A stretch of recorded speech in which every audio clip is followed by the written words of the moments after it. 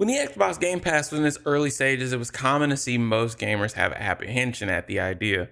The concept of having thousands of even decent games available for a monthly fee seemed too good to be true at the time. Lots of folks even clowned that it was only good for indie games and people who enjoyed those types of titles, despite the fact that from a business standpoint, this was great for the indie developers because the deal for a release on the Xbox Game Pass would mean that they could at least be confident that they will break even financially upon the release of their product.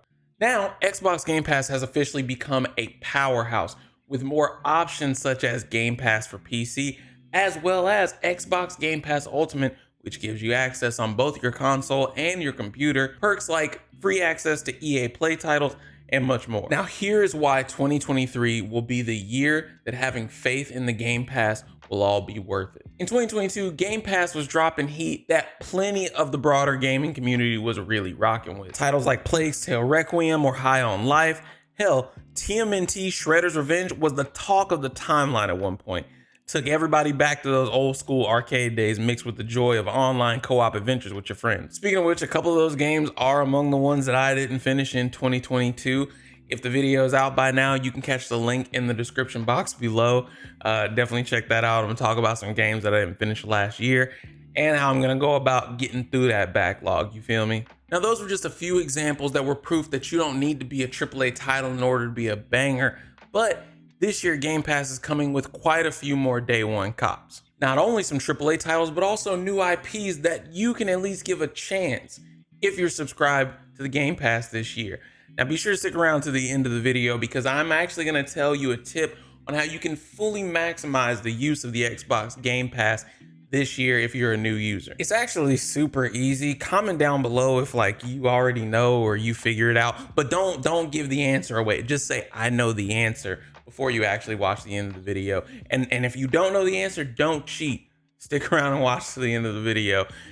Hopefully the comment section actually adheres to what I just asked. And if you're down in the comments, do me a favor and hit the like button. Help some more people find out how great the Game Pass is going to be this year.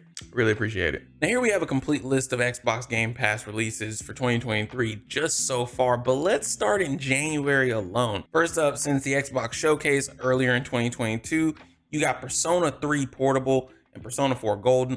A lot of people are super into the Persona series and RPGs are really looking forward to that. Console, PC, and cloud options. And then literally a day later on January 20th, you got Monster Hunter Rise. Now, none of those are really my cup of tea, but I know that they have their audiences that are super excited about them. And the fact that if they're just subscribed to the Game Pass, they get to play them, that's dope. Going into February, you got Atomic Heart releasing. I don't know anything about this game, but hey, it's a new shooter. We've been seeing Call of Duty over and over and over again. Sniper Elite had its time. That was another good banger on Game Pass.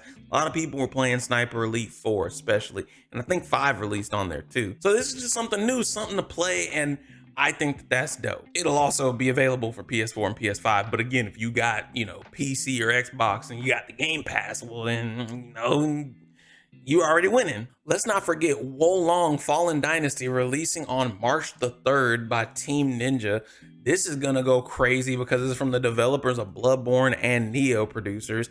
So that's just gonna be basically a little Soulsborne type of game, especially after Elden Ring last year.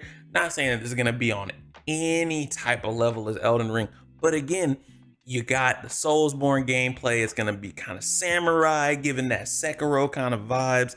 And I'm actually looking forward to playing this one. This game is one of the big reasons I got to get through my backlog because I want to be playing this when it releases. Shoot, I just realized Jedi Survivor also releases in March. I don't think the same date. It's the Jedi Survivor is later in March, but I'm getting distracted. Now moving out of all known release dates and into the ones that are TBD so far for 2023, you got Flintlock Siege of the Dawn. I've talked about that in a previous video when I covered the Xbox Game Showcase. This just looks like a decent adventure with a female black protagonist, and then you're also going to be traveling with a little magic fox. And I think the other really cool thing about this is that this game is a new IP like I was mentioning earlier, This is something new, something different. It's not Assassin's Creed, Call of Duty, Far Cry. those titles that you always know. You know what I'm saying? If we keep going, you see you got Forza Motorsport also for spring, Guilty Gear Strive. So if you're into the racing game or want a new fighter, there you go. There's something for everybody. The list goes on,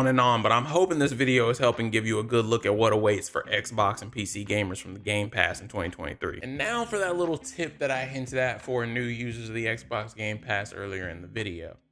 So if you're a new subscriber to the Xbox Game Pass, the first month is gonna be $1, but they do still sometimes run that special where you get 3 free months for $1 on that ultimate tier, giving you access on both your PC and your Xbox, as well as EA Play and so many more perks. Now that $1 for 3 months and then $15 a month every month after that all adds up to about $136 a year. 166 if you're not getting it on the special that you get 2 extra months. Now you play 3 of the titles that I mentioned earlier in this video and you get your money's worth with the Xbox Game Pass, or just 3 $60 to $70 games of your choosing. There's plenty of them. I just showed you a list. I'm gonna have a link to that list in the description box below. I can guarantee you can find 3 games on here that you can at least try. And here's the thing, if you don't like them, just delete them off of your console, remove them from your library, and guess what? You didn't spend $60 to $70 on a game that you didn't even really want to play. And then just find something to play instead. Don't come at me about some, oh, well, I found like 2 or 3 games and I didn't like them, so then I deleted them, Jay. You didn't find any other than that to replace them because you got plenty to choose from. I can guarantee that. However you choose to go about it, it's super possible to get your money's worth with the Xbox Game Pass these days. And honestly, if you're a current subscriber, you're spending about $180 a year. So again, just find 3 $60 games. You've paid for your Game Pass that way. Or if you're on just the regular Game Pass tier, not the Ultimate tier, it's only $120 a year. So that's just 2. You can't tell me that out of the list that I even showed that you wouldn't at least try out Flintlock. And then I think Starfield's gonna be day 1 Game Pass. There's also Redfall. Like, there is something out there for everyone. Or you can play some of the current games. Jedi Fallen Order's on there. I'm gonna be playing that before Jedi Survivor comes out. If nothing else, I hope this video helped to get you excited for what Microsoft's Game Pass has to offer in this year 2023. I'm going to be leaving a link in the description box down below, as I said earlier, to that full list of games, so you can go ahead and find your 2 to 3 picks that are going to get your money's worth if you are going to be subscribing to the Xbox Game Pass. If you comment down below that you can't find 2 to 3 games out of that list that you're not even remotely interested in just trying, honestly, I don't know what I'd do, because I probably just wouldn't believe you. Hope y'all have a good one. Check back on my page for more game industry commentary, and I will catch you in the next video. Peace out, y'all.